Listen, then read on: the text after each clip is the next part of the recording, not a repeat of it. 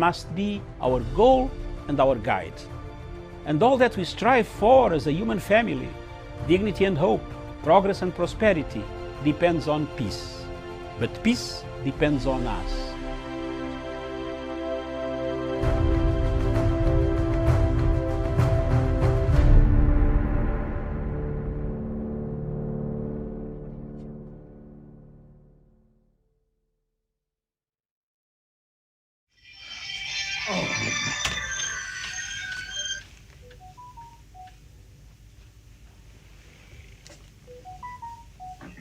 Good morning, viewers. Good morning, wherever you are in the world. Thank you very much for watching Punchline Africa Television, broadcasting all the way from the mobile command center of the unit of Punchline Africa, together with the Punchline Africa Television headquarters in Nairobi. Good morning, Miriam Ogut. Very good morning to you, Doc, and a good morning to our viewers. Thank you very much. Across Kenya, in the Republic of Kenya, in Meru, Douglas Kirimi. Good morning. Good morning, Dr. David Matsanga, and to Miriam Ogutu, and to our crew, and to my friend co-panelist, Oresa Senator Wish. Good morning across to Narok, where you get all the activities going to take place next month. The crossing over the animals from the south to the north. Do they come from the south to the north, coming from Tanzania, crossing over to Kenya to seek the better climate as Tanzanian climate becomes hostile for them? Good morning in Narok, in Kilgoris, none other than Tawish Olesisana Samuel. Good morning.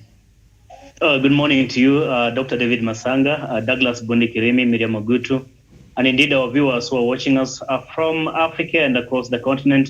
Indeed, it's a great honor and pleasure to be part of this program. Good morning, Dr. Thank you very much. This show is the editor's memo. Today, the editor's memo wants to look at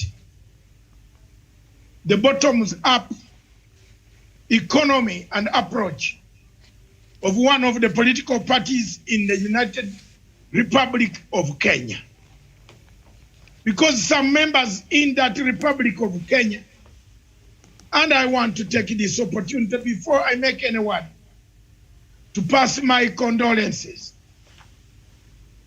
to the family of my great friend, great sister, great fighter. Together with me, we did a great job as far as anything was concerned with the ICC. We are, as a foreign minister, my great sister, CS Amina, has lost her husband. I want to take this opportunity to say to the family, on behalf of Punchline Africa Television, we are saddened. Personally, I'm saddened because I knew the husband. I've known her since 2010. I've known the husband, known Amina from Geneva, from the time she was in the Ministry of Constitutional Affairs and up to today. It has been a good family. I've been a good family friend. We have had quite lots and lots of things that unite humanity when you are together. And I want to pray for the soul of Khalid, my great brother of Khalid, that his soul rest in peace. He passed away this morning after a short illness in Karen Hospital. Let's take one moment of silence before we start our program. Thank you.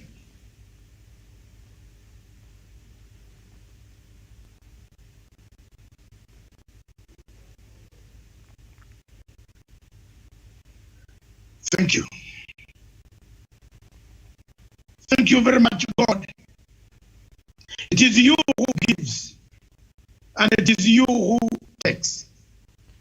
Death is a monster, which a monster strikes at any time. It has no timetable. Had we known what the timetable is, the world would not be the same.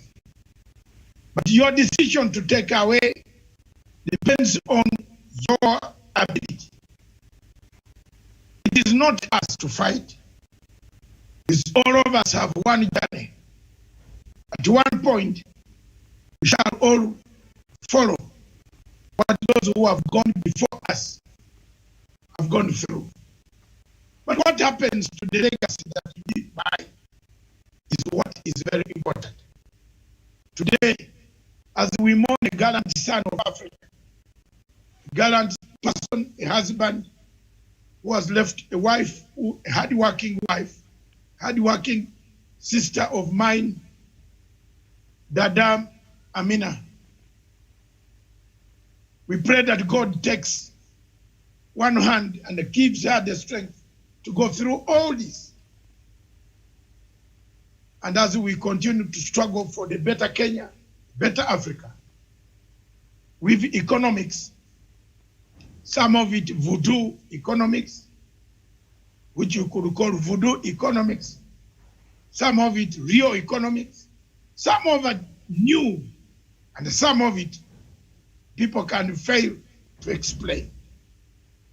Today's topic in the morning on the editor's memo is the economy. I have picked a few things that we want to discuss as far as the economy is concerned. But I want Miriam to point out from the notes that you have. I don't know whether you have them. Yes. Point out from your background. Give us a meat of the background. What is this bottoms up policy approach of Uhuru of UDA, of the new party, a new party that has taken shape under the auspices of Jubilee Party? What is this new obsession? People are obsessed with the bottom up. Does it make any sense? Miriam?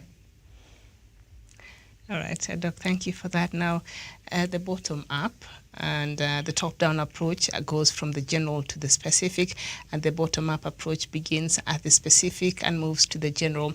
Generally, while top-down and bottom-up can be very distinctively different, they are often used in all types of financial approaches like checks and balances, and we know Deputy President approach. He says he wants to have an economy that is bottom up. That is his approach. And also ODM leader Raila Odinga has outlined his dream for the transformation of rural and centers in Kenya into prosperous units. And so that is his approach towards an economic model that he wants to build when he's elected as the president, should he be elected as the president. So two distinct models there. But I guess we're going to focus on the bottom up this morning. My take, Miriam, the editor's memo. 40 years ago,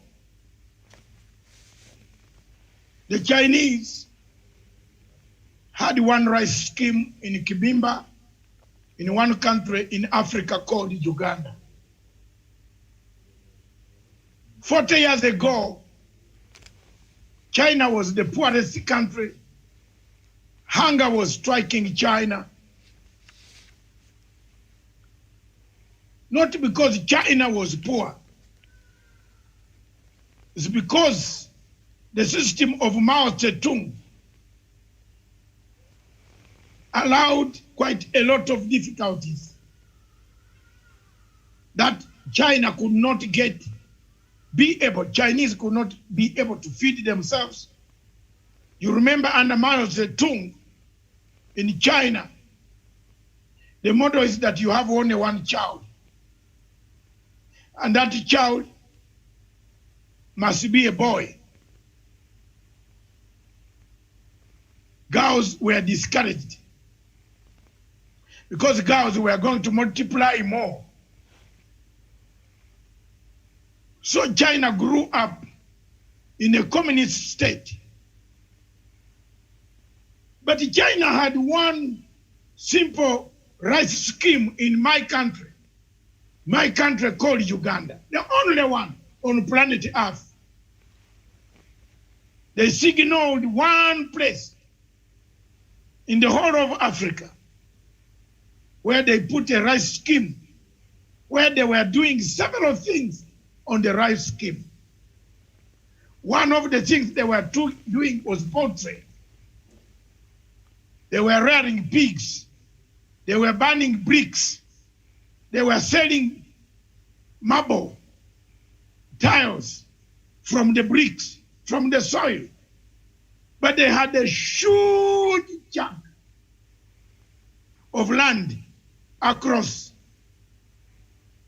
about 100 miles away from Busia border in a place called Kibimba Rice Scheme.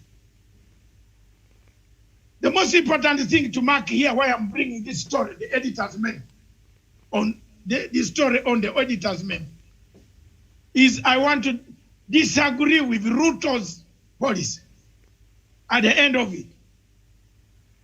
When the Chinese took our rice, we divided half-half. If the harvest was 8,000 kilos, tons, Uganda would take 4,000 tons, China would take 4,000 tons. But rice was a commodity, very important commodity in China. That if you touch one grain or you lose one grain of rice in China, you'd go to a firing squad and you'll be shot. Because it was very valuable. An economic vision needs discipline. Miriam, my disagreement with Ruto's economic bottom-up approach, it lacks a discipline to manifest itself or grow to be embedded in the community of Kenya. When the Chinese realized that the rice that was coming because of the good weather in Uganda, and some of it was misappropriated, they went back to the drawing board and they found out where the problem was. Unfortunately, sometime back in 1970s, and Mao Zedong died, there was a culture. I want you to mark this, Miriam. Very important, all of you, the panelists. A cultural revolution took place in China. That cultural revolution, and I want you to go and read it further, because I'm a lecturer in political science on international issues like this. I don't need to come here with notes. I've read, some are in my head. The economic revolution that took place in China, that propelled China to a level where China is today, is because China started killing, shooting, and Miriam, I'm sorry to say this, killing thieves, corrupt leaders. Corrupt leaders were killed. Corrupt leaders were sentenced to life in prison. Corrupt leaders were removed from the political bureau. The cultural revolution, I want you to look, Jawish, very seriously. You give me the year I've forgotten, 1984, 1970 something. The cultural revolution in China took a shape, a direction, that now the economy of China, that when you get 8,000 kilos of rice, 80 tons, you'll spare them, distribute them to the Chinese who need them, who will not die of hunger. Miriam, why am I emphasizing the point of shooting, detaining, convicting, taking to court, sending people to prison because of corruption? An economic model cannot work when it is embedded in a corrupt system. That's my reasoning. Matsanga Fiore. Take it from me today. I know very many people are going to copy me. And copy me as a, also give me rights and I say thank you, Prof, or thank you, Doc. An economic system cannot grow a bottom up or bottom down or bottom left or the bottom center cannot be at anywhere, whether you change the center. You know, this is like a dance center, right? Go down, deep. These are all things that cannot work if there is a disease inside the economy. Hallelujah.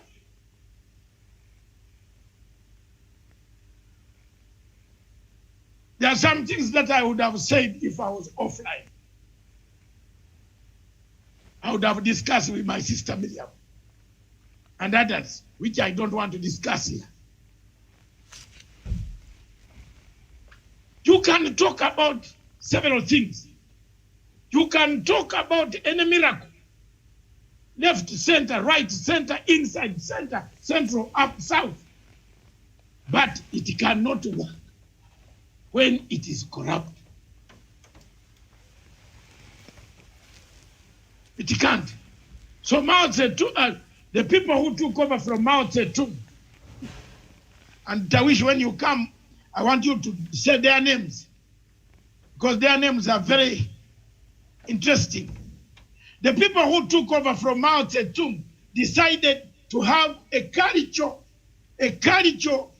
operation against the corrupt, against the conservatives, against the patronage, against the cronism, which Ruto has not done. Have I delivered my point home? For you to deliver a bottom up, you need to kill almost everybody in this country. Most African countries are corrupt.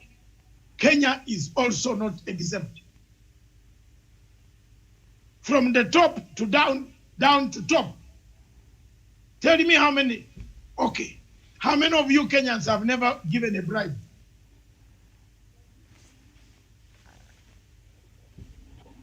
I can see Tawish cannot put his hand straight. I can see Douglas cannot say, I have never.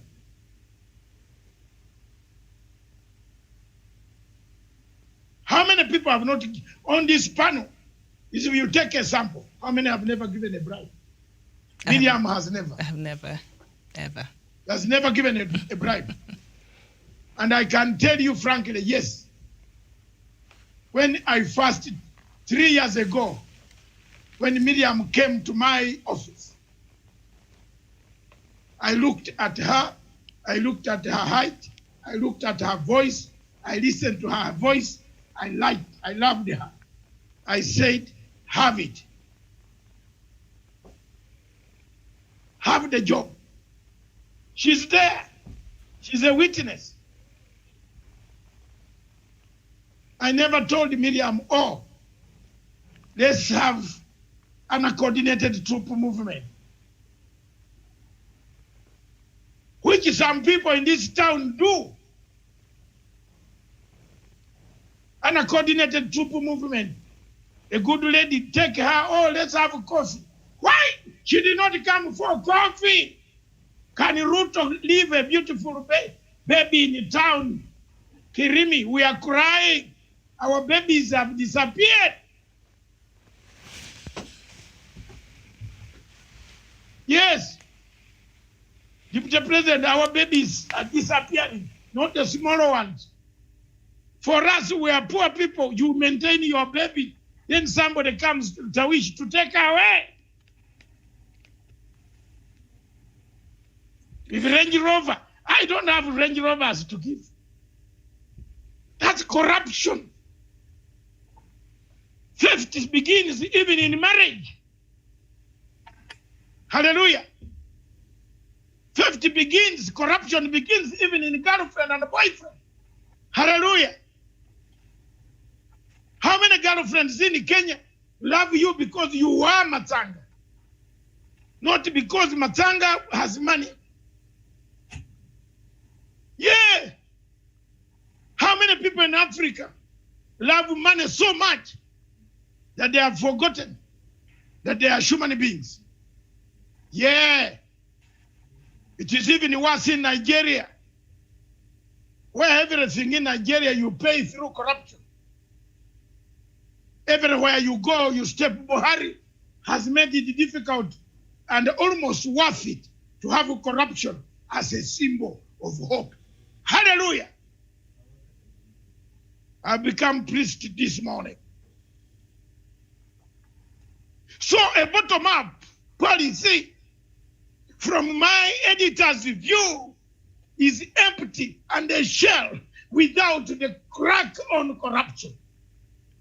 Are we together? Are we together today? If you have not cracked corruption, you tell people you will introduce bottom up, bottom left, bottom center, bottom inside. Inside is corrupted. It's like a disease has taken inside. You want to put your head inside there, where the disease is. Will it spare you? Will it spare you? So for bottom-up policies to work in Africa, in Kenya, we need to root out corruption. Corruption must go. Corruption must end. Corruption must first. Ruto must clean himself from the value, from the principles that have negated his well-being, his being a human being since he became an old person in this country, Kenya.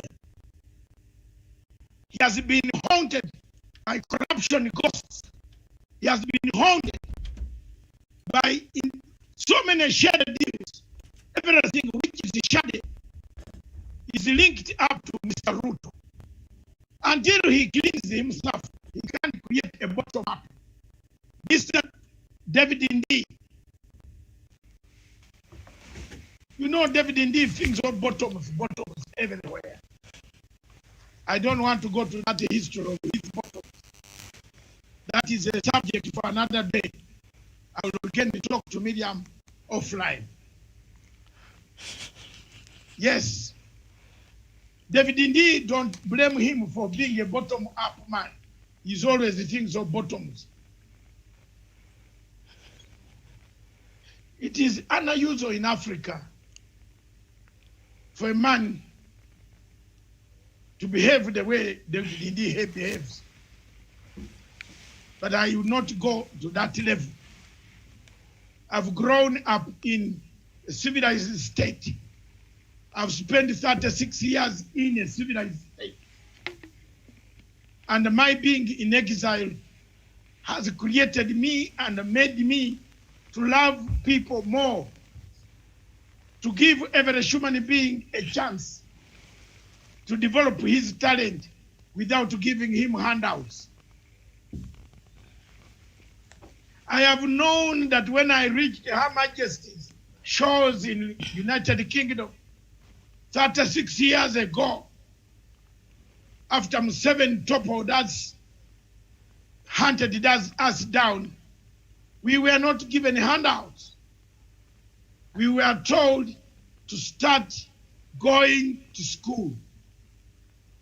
I want to give you my own personal example. I went to school afresh, started from A levels. in the United Kingdom. I'm telling you in the name of God. Despite the fact that I'd read,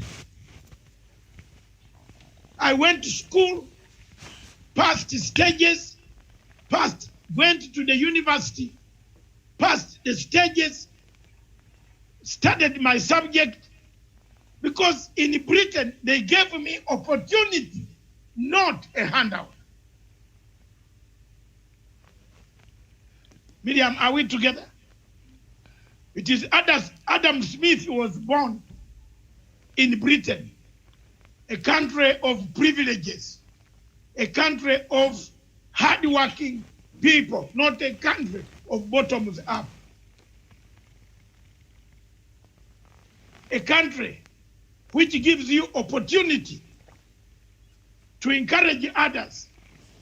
Today, 36 years down the road, I own a television station. I encourage others. I employ others.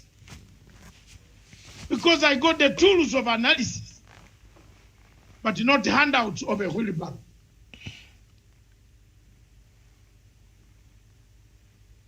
Had I been given a handout of a wheelbarrow,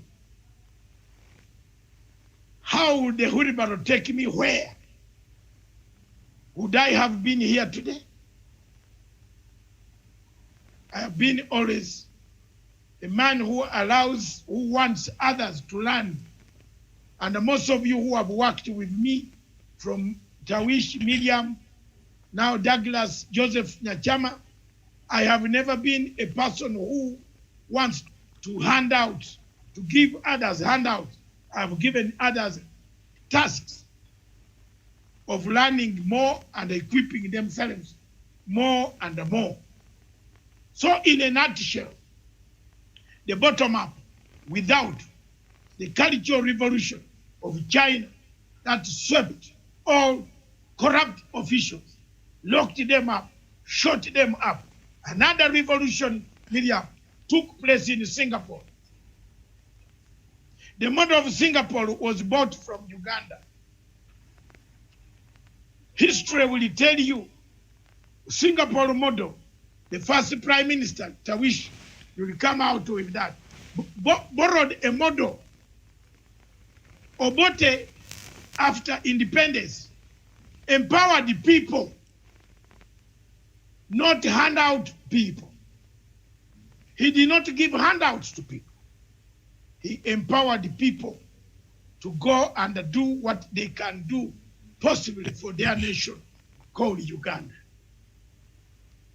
The people who are empowered are better than the people who are handouts, who have handouts. Because handouts get finished. But empowerment with tools of analysis will never get finished. Miriam, wherever you are today, for the last 3 years, you can move to any television station and conduct the business for 1 hour. The editors will not say you are a disgrace, because you have been empowered. You have been given the tools of understanding what it means to have empowerment rather than handouts of wheelbarrows, tanks, overalls, to do what with them? After you produce, who will buy them? Bottom up, I'm going to stage number 2. Who will buy them? When China had that 40 years ago, it went back to produce more rice. The model was done, but who was to buy China's rice? You can't create a bottom up without people who can invest capital. And the people are not going to invest capital in handouts when they will not get profit. Therefore, your model dies immediately. You produce, you give birth to it in the morning. Medium, therefore, I submit the bottoms up with those 2 examples of Singapore, of China and Singapore, can never work. where corruption is rampant. Ruto must first write a suicide note and leave it. Then he can now launch the bottom-up approach that I am first of all corrupt. I've been associated with every deal of corruption in this country. Forgive me, and this is my suicide note. God help me, God, but let this bottom up, bottom center, bottom left become bottom hole until we get nowhere. This is a deep hole of darkness. Kenya needs vanity. I submit. Okay. Thank you so much. Dr. Joseph Nyanchama.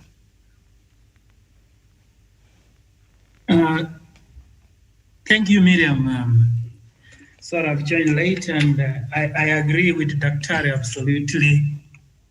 I think we discussed in the morning briefly, I think we need to be realistic, as Dr. said, and he has highlighted example of Singapore. And in this revision, where Daria said Singapore just picked a simple model because it knew that the resources was within, or it needed was just a readjustment of the thinking of the people. And that is why, in fact, Miriam, they came with the 3 words, MPH, that is, means meritocracy, pragmatism, and honesty. Do we consider meritocracy? I'm happy that Dr. Masanga is saying that he considered merit. Miriam, that's why you are in this position. To that extent, we are glad. That's why Singapore said, develop a model, a simple model, meritocracy, pragmatism, and honesty. Meritocracy means let that one who knows the job, he gets the job, he produces more, then it makes the country richer. Pragmatism means let what works be the business of the day. What works is good. That's why they said, so long as the cat catches the mice, it doesn't matter whether it's black or white. Then the last word was honesty. Where is honesty, even if it is bottom up or what? If you have the culture and the appetite of stealing everything, or it is in vain. Miriam, there is a saying that says, those who do not know, and they don't know that they don't know, they are ignorant and shun them. The people who are articulating the model of bottom-up, actually, they don't know that they don't know.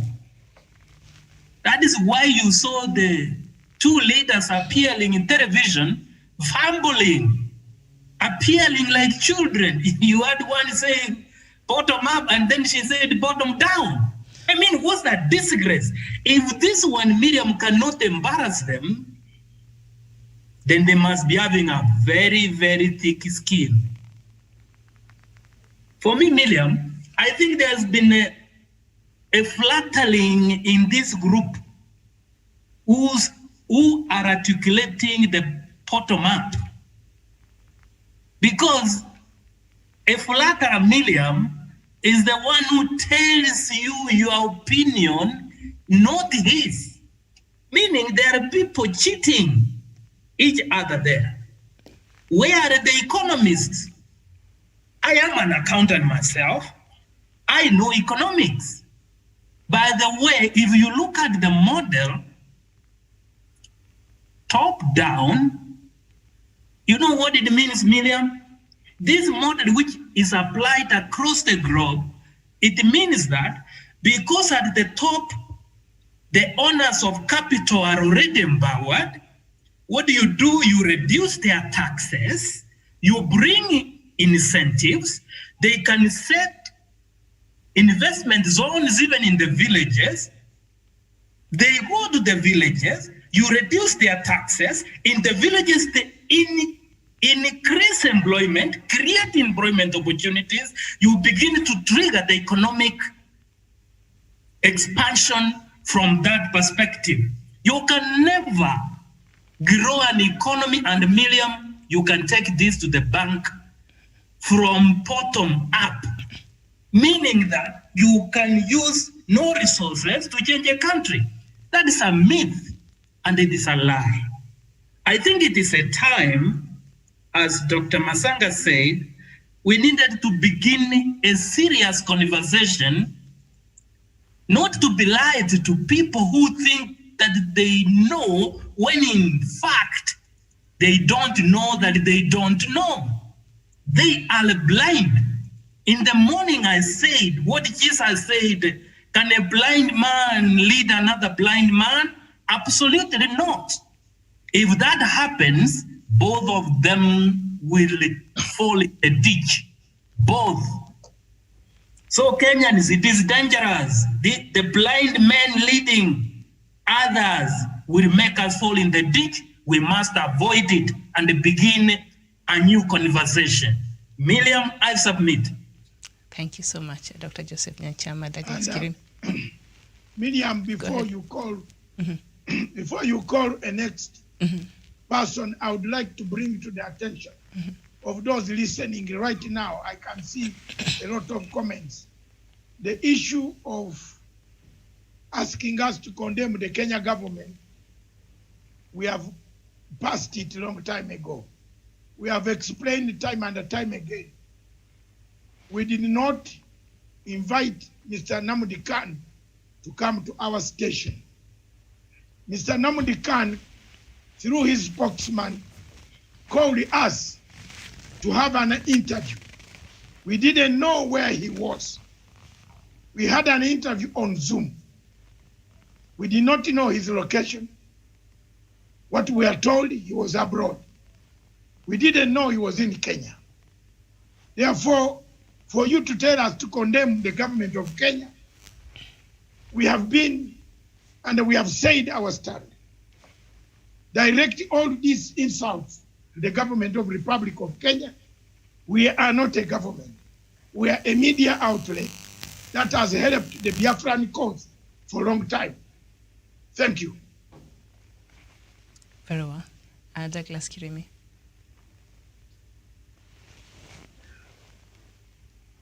Samuel Tawish, go ahead. Oh, thank you. Thank you so much. Thank you, Miriam. I wish to contribute on this issue of bottom-up approach as exposed by the Tanga readers, read by William Ruto. Miriam, at the end of the day, what we are having today is a group of people who are confused and do not know what they are talking about. Even after being taken to the Mara by William Ruto, after being taken to seminars across the nation, across the best hotels in the nation, to understand this bottom-up approach, it continues to augur with what I said earlier and what I have claimed before, that this is a fraudulent political process as exposed by William Ruto, and also an hybrid kind of political conmanship led by Dr. William Ruto. This is an hybrid political conman conning the people of Kenya, including emotionally trying to lie to them that their fortunes are going to change, Miriam. I said the best economic model for William Ruto to use in his campaigns is to start returning money that they misused in the Y92 since 1992. Over that years ago, Miriam, they should be able to return that money to the people of Kenya. Money that has been stealing from the people of Kenya using cronies and the proxies. The Aurora and Kimwarel 63 billion, and the forest land that he hived off, the KPC Rand, and not many other things, Miriam. The hotel that he has grabbed at Rangata Road, Rangata, Miriam, he should be able to return the Western Hotel land and give it back to the public so that we can be able to recover the few billions of shillings that he has been stealing with his friends across the divide where they are today, Miriam. Because this country has been suffering under the hands of William Ruto. Economy of this country has been suffering because of people like William Ruto, who have refused to work and become something in the society, who have chosen the path of corruption, greed, and also defrauding the public of their money. The public coffers have been suffering because of the evil hand of William Ruto and others who have been stealing and preferring public coffers, William. It's about time as a people, as a country, we embraced an opportunity to have these people who have committed economic crimes return the rooted funds so that our economy can be able to breathe afresh, so that we can be able to take care of our own economy, grow the economy of the Republic of Kenya without the political nonsense and the shenanigans as exposed and also as being sold by William Ruto, including lawyers, including people who have gone to school, who are with William Ruto, cannot explain basically what is this bottom-up approach they are talking about, Miriam. It's about time the people of Kenya, in their millions, come out together, send William Ruto home, so that we can be able to send him to prison after he has been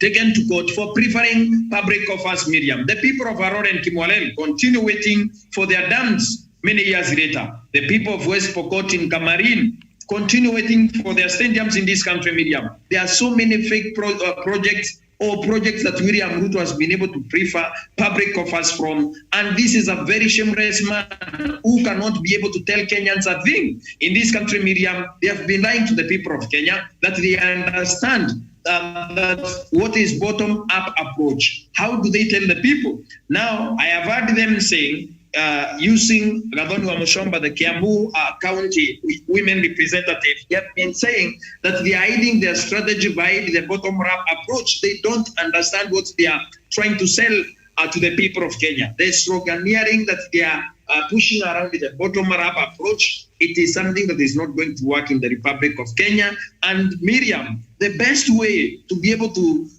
have a recompense for their sins, economic crimes against the people of Kenya, is by returning the rooted funds, corruption that has been permitted during their tenure as ministers, deputy president, and when they were ministers, Miriam, and post their members of parliament tenure, when they were in Y92, when this country almost sank because of the corruption that happened during that time, Miriam. That is the only way, that is the truth, and that is the only path we can be able to take, the path of returning rooted funds in this country and facing the judicial process without the abuse of the court process. And that is the only way we can be able to return this country to normalcy and grow our own economy. Where our economy is at a good place, but we can be able to return the rooted funds that they have taken and let them serve a prison term. Oritito serve a prison term, Mike Soko serve a prison term, and all the people in Tangatanga, Miriam, when they return every rooted funds, so that the government can, through asset and recovery authority, they can recover the houses and the vehicles and they sell them off and return the money to public coffers and to the people of Kenya for whose benefit and welfare those monies were meant, Miriam. That is the only way, and that is the only way our economy can go. It is the only way or the highway. I submit. Okay. Tawish. Thank you so much, Miriam Ogutu, Douglas, of course, Douglas Bundikirimi, Dr. David Masanga, Dr. Joseph Nyanchama for the contribution you've made so far on this program. And I think mine will just be an additional point to what my other colleague panelists have mentioned in as far as the concept of the bottom-up approach that Deputy President William Ruto and the Hustler Nation of Movement is trying to propagate. I think this is a very dangerous trend in as far as politics is concerned in our country today. It's a kind of populist agenda and not anchored on any principle. It's not anchored on law. It's not supported or anchored in law, Miriam. And that is why the most vulnerable category of our population today, the young generation who have gone to school and do not have jobs, the mama mbogas, those are the women, of course, who are toiling every other day to put food on table, are being taken advantage of just by virtue of their vulnerability. And I think when you look into the bottom-up approach or policy that William Ruto is propagating, it doesn't really have any kind of tangible practices or any strategy plan on how the same is going to be achieved, if it is not just about whipping the emotions of the people and more so this vulnerable constituency of voters. So moving forward, as we get even into 2022, I'm very certain that William Ruto is going to have it very difficult, or is going to be a tall order for him to try and unpack so that the ordinary people can really understand what is this he calls bottom-up approach. Because like my other colleague panelists have indeed mentioned or alluded to, even those who are at the inner sanctums of the Hustler movement or UDA as a party that is propagating this bottom-up approach cannot quite explicitly tell the people of Kenya or even explain really what is this bottom-up approach. I think it's Dr. Nyanjama who has mentioned a couple of other, of course, guys who have been trying to explain this on national television, the likes of Alice Wahome or Mushomba, that is women rep of Kiambu. I saw her on TV just, I think, this morning or the other day. I mean, they cannot quite come out and tell us with authority what the bottom approach entails. And therefore, in itself, I think they have just borrowed this concept, but they do not know what it entails. They do not know even how to put it into practice. How is it going to work for the ordinary mwananchi? My take will be, we need to have a tangible, actionable plan, the strategy that ensures everything that is about uplifting the livelihood of the people of Kenya, or how to address the economic challenges that you are facing as a country, is one anchored on law, so that it's not about the goodwill of any politician or any leader who will be president come 2022. I think that is why William Ruto is trying to run away from it. There's this conversation, I think Dr. Nyanchama has spoken, that this is a time we must have an honest conversation. And William Ruto equally speaks about the conversation. Yes, we agree, and we cannot actually bar them from engaging in this conversation. But again, this conversation must have viable and tangible practicability that are going to help the people of Kenya, and not necessarily populist politics that are intended to take advantage of the vulnerable in the society simply because you want to ascend into power, Miriam.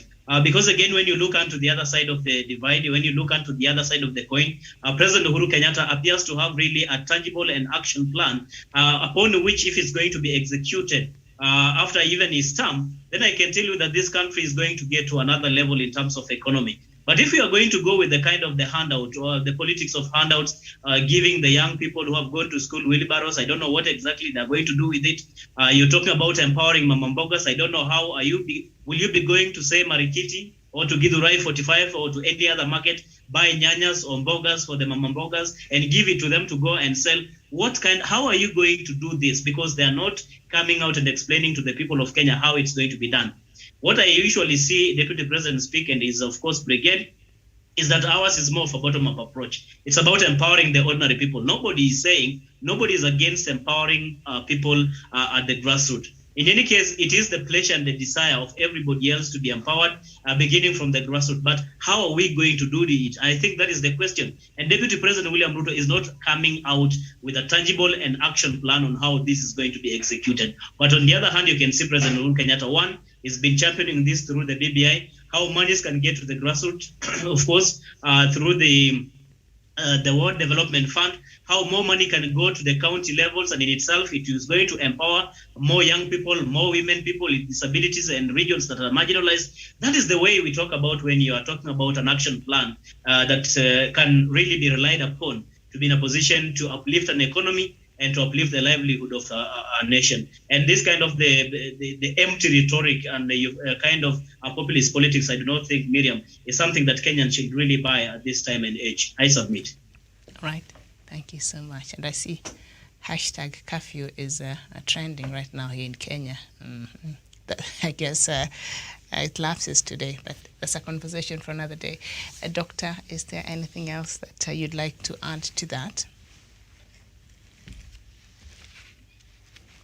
Yes, yes, Miriam. I would like to make it that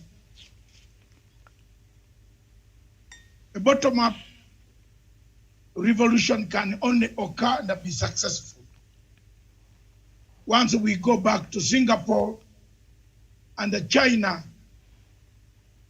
of the Cultural Revolution of Mao Zedong that removed all the bad elements of the community, corrupt. Those who were corrupt were taken to prison, some who had actually corruptly amassed wealth were put on firing squads. Until that is done, the bottom up, or bottom center, or bottom left, or right, or deep hole, it remains a mirage in the deep hole. The sea that never ends. It only ends when the tsunami arrives. That is my take as the editor. I don't know whether I should repeat this. Very nicely, calmly. Until there is a revolution that removes the corrupt people from the system, the bottom-up policy approach of Dr. William Ruto will never work. 2, he can only begin by introducing a firing squad, of which he himself should be number 1 on the firing squad. 3, he can write suicide note, Chinese or Japanese way, that I have stolen a lot, but I want to leave you something called bottoms up, whose whole can never be equated to anything or can never operate, or which methods can never operate until we, the corrupt, are vanished or removed from planet Earth. That's all. Otherwise, how will you operate it without capital? After you have accumulated wheelbarrows, where do you sell your markets? You need capital. Who is the owner of capital? Who is the owner of capital? You are creating a class, but who is the owner of the capital? You are not creating a system of communism where after all these wheelbarrows are full, each family will share the tomatoes. Then we can say the bottoms up can work. It is just a ploy to distract Kenyans. This guy is Miriam, a Machiavellian man. This guy is Fanon fans, a theory that I've sung on this television for a long time. This guy says, make people poor and give them more wheelbarrows and handouts, then enslave them, then come and lead them and say, the king has taken our things, let's go for him. And that is the theory of UDA. That's why you saw they cannot explain whether it is upside down or inside out. They can't. I want to thank you very much. That's the editor's memo. Tonight at 7 p.m. East African Standard Time, Miriam, you can read for us the topic. All right, just a moment. Let me get it.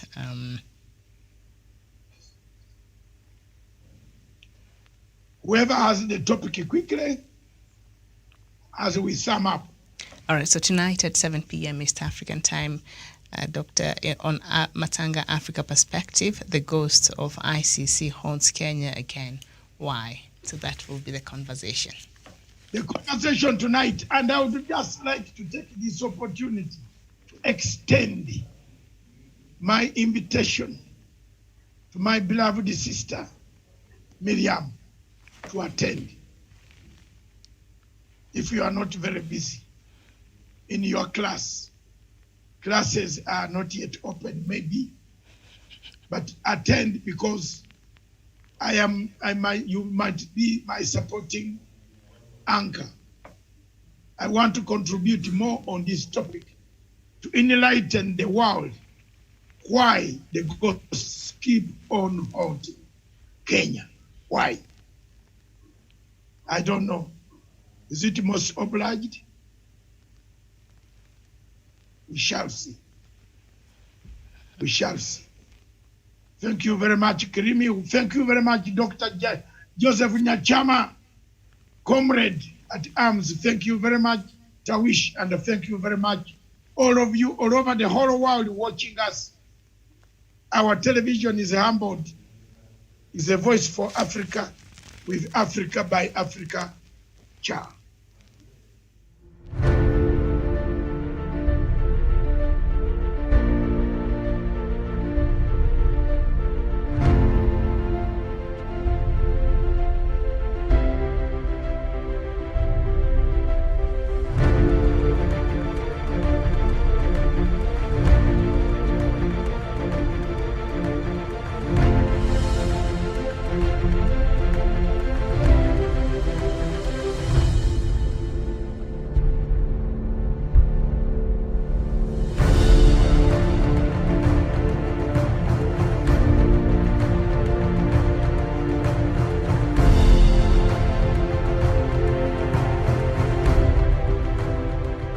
Peace must be our goal and our guide.